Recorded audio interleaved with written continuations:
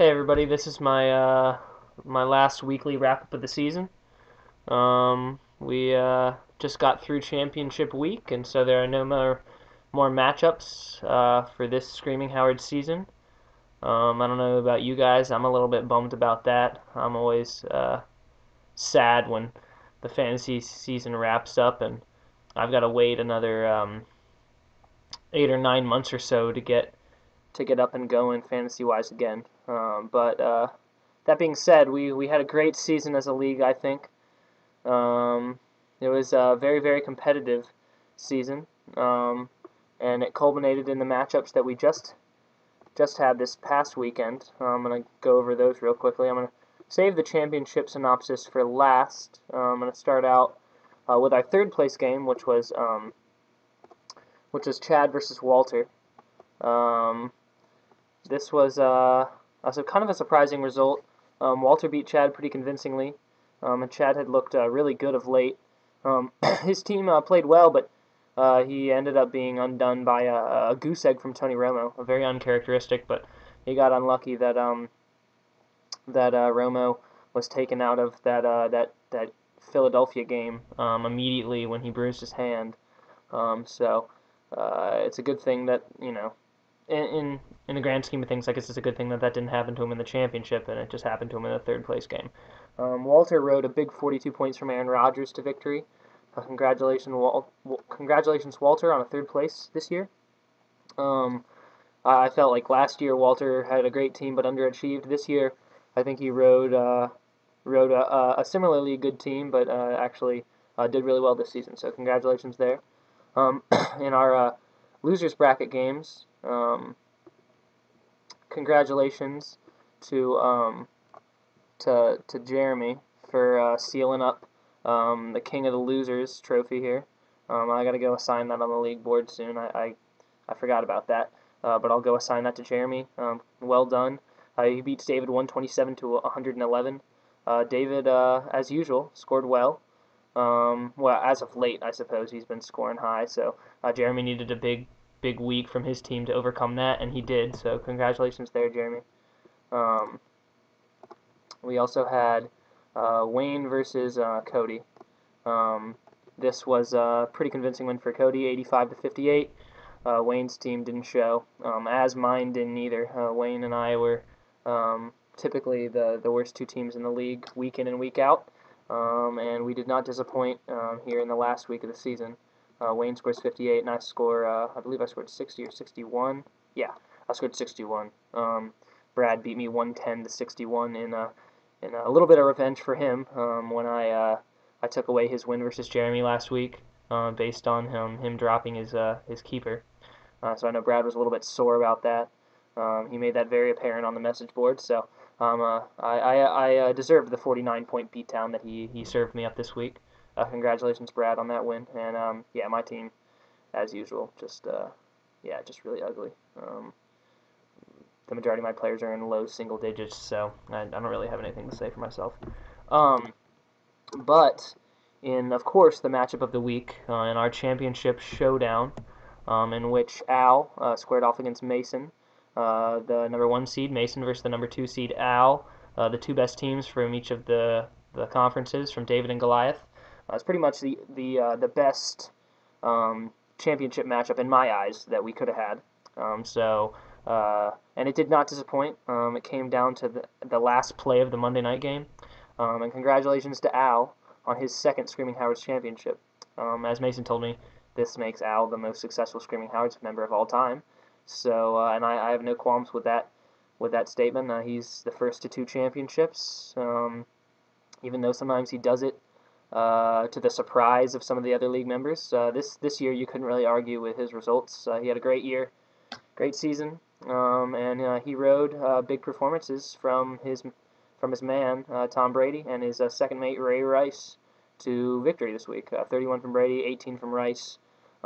Mason had a big game from Drew Brees with 32, and pretty much a well-rounded performance from everybody else. The big missing link for him this week was LaShawn McCoy. This season, McCoy's been good for about 20 points a week. I believe he was averaging like 19 a game or something, and having an Arian Foster-like season and he only showed up. He only got 4 in this past game versus Dallas, and I know that really that kind of hosed Mason's title aspirations.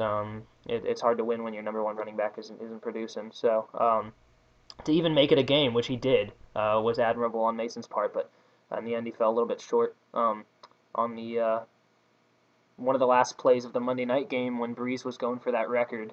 When he threw that final touchdown pass to Darren Sproles, that pretty much sealed up the title for Al. But if Breeze had thrown that touchdown to Graham, and I believe Graham was actually a viable target on that play, then Mason would have actually won by 2 points. So it's much closer than the score indicates. It's a 10-point game on paper, but this game could have been won and lost on a single play. So really great championship. Congratulations to both finalists. I know Mason, it's tough to have lost your 4th championship final, but statistics say if you keep putting yourself in position to win a championship, at some point it's got to happen. So now that you've gotten the 4 out of the way, you've gotten the whole Bills thing out of the way, now maybe you can get that 5th one. 5th time's a charm. Who knows? Mason consistently has good teams year in and year out, so I have no doubt that he may be back on this situation next year. But mainly, congratulations to Al, this 2nd championship, and I know this one was great. This one was sweet for him. So congratulations there. The league awarded the trophy to Al, so you can see that on our league page. We had no Nostradamus this week. Like I said, the Snowman went to Wayne. And the last thing I want to talk about as I'm wrapping up here is our polls. I want to get the result. I want to let you guys know of the results of the polls that I posted as far as league topics that we're trying to figure out. For our the first round of the keeper poll, I'm going to set the second one up here in a little bit. The league voted 6-4 to keep our keeper situation kind of like we have it now, with 1 keeper that you choose in the summer and 1 keeper that is based on your draft pick that you keep for an entire season. So that's the setup we have now, where we have our 1 keeper that we choose to be our first rounder in the draft, and then our 2nd keeper, which we choose in the 7th round of the draft, and then we keep for the entire year. So that's the league voted to stay kind of with the setup we currently have. I'm going to post a second poll here, which asks if we want a specific round for the year-long keeper, or do we want a spread of rounds, as in like I think somebody proposed like rounds 9 through 16 or something. So the year-long keeper would be 1 player that you choose in that window of rounds, as opposed to just 1 round, which can be kind of limiting. So I'm going to post that poll up here right after I'm done making this message. And I would urge all of you to vote on that so we can get that all cleared up and ready to go next season. The next poll that we voted on was about the flex spot. The league voted 6-4 to expand the flex spot to running back, wide receiver, tight end. So I will be putting that in place next season. That was Mason's idea, so that got pushed through. The league voted overwhelmingly to not add a head coaching spot to our starting lineup, 9-1. So we will not be doing that, of course. We are keeping our playoffs the setup as it currently is, where the seeding is based on records and it does not take into account which division your team is in. That was overwhelming as well, 8-2. And then we will have a trophy starting next season for the team that finishes last in the league. So the team that well, actually, that's not true, because for the last 6 teams in the league, we take the regular season standings into account as far as draft picks are concerned, and as far as the end standings. But this would be a trophy for the loser of the 9 and 10 matchup in the losers bracket in the playoffs. And I know Mason proposed that it be named the Poopy Trophy, I hope that it will not be.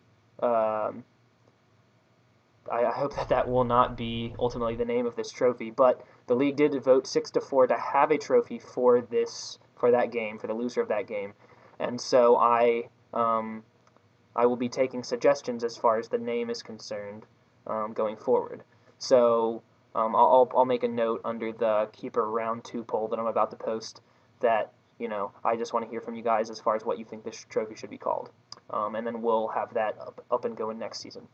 That about sums up our polls. Thanks everybody for voting. We finally got the 10 votes on all the polls just recently. So thanks everybody for getting their input in. I really appreciate it. Again, like I said, I think we had a great season. Thanks to each and every one of you for help making it that way. Everybody's participation is really what makes this league go round and what makes it so fun. At least for me, I really enjoy being a member of this league, being able to log on and play fantasy football in a very competitive and fun environment with people I really enjoy interacting with. So thanks to each and every one of you. I had a great season. I hope that you did as well. Good luck going forward. I hope to see each and every one of you in the times that I'm home from college. I'll be, if nothing else, I'll be in touch with you coming into this summer, the summer of 2012, so we can start getting our draft setup going. Again, thanks to each and every one of you, and remember to vote on the poll that I'm about to post. All right, guys, take care.